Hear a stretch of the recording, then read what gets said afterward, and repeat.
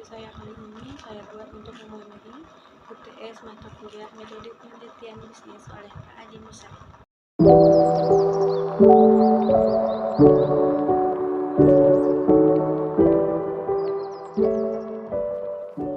Cara menempatkan judul, yang pertama itu judul dibuat secara ringkas, jangan terlalu panjang. Yang kedua, judul harus sesuai dengan isi penelitian. Yang ketiga, judul harus memuat keyword atau variabel atau metode penting dan baru dalam penelitian. Dan yang keempat, jangan menampilkan singkatan pada judul penelitian. Dan di pembahasan kedua itu ada cara menentukan latar belakang. Latar belakang ini dibagi menjadi 5 bagian. Yang pertama itu ada fenomena yang terjadi di sekitar kita. Dan yang kedua itu peneliti yang sudah pernah kita lakukan sebelumnya. Dan ketiga itu ada mapping. Dan yang keempat pemilihan lokasi penelitian. Dan yang kelima itu menetapkan penelitian.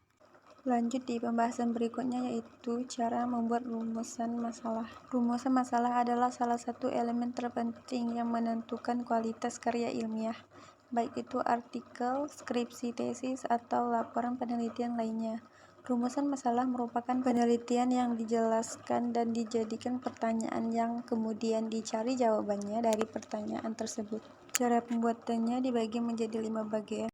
Yang pertama, tulis kalimat atau paragraf yang memperkenalkan masalah sebelum membaca mencapai bagian masalah.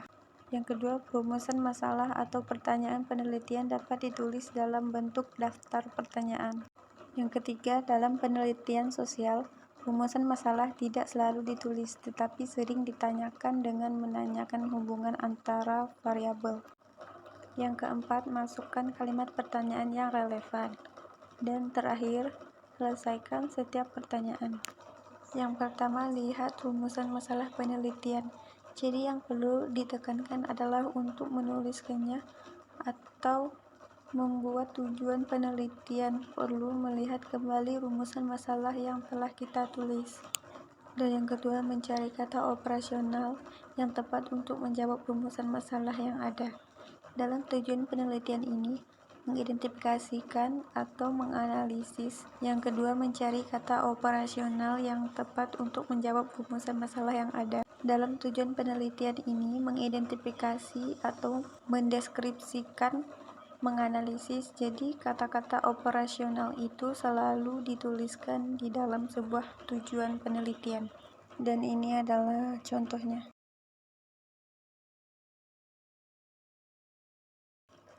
Lalu, apa itu manfaat penelitian dan ada berapa jenis? Manfaat penelitian adalah manfaat yang dapat diperoleh setelah penelitian selesai.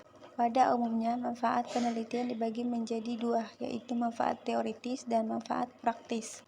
Manfaat teoritis menjelaskan kontribusi hasil penelitian bagi subjek atau organisasi yang telah diteliti. Sedangkan manfaat teoritis menjelaskan kontribusi hasil penelitian bagi pengembangan ilmu pengetahuan. Selanjutnya, cara membuat bab 2 tinjauan pustaka. Bab 2 ini menunjukkan bagaimana posisi penelitian kita, apa persamaannya dan perbedaannya dengan penelitian lain.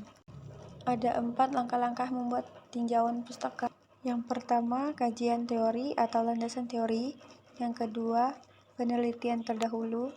Yang ketiga, kerangka berpikir. Dan yang keempat, hipotesis penelitian. Ada 4 cara membuat penelitian terdahulu. Pertama, nama penulis dan tahun. Kedua, judul penelitian dan jenis publikasi.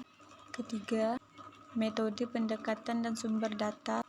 Yang keempat, simpulan dan referensi. Ada 8 cara untuk membuat kerangka berpikir dan hipotesis. Yang pertama, menetapkan variabel yang diteliti. Kedua, membaca buku dan hasil penelitian.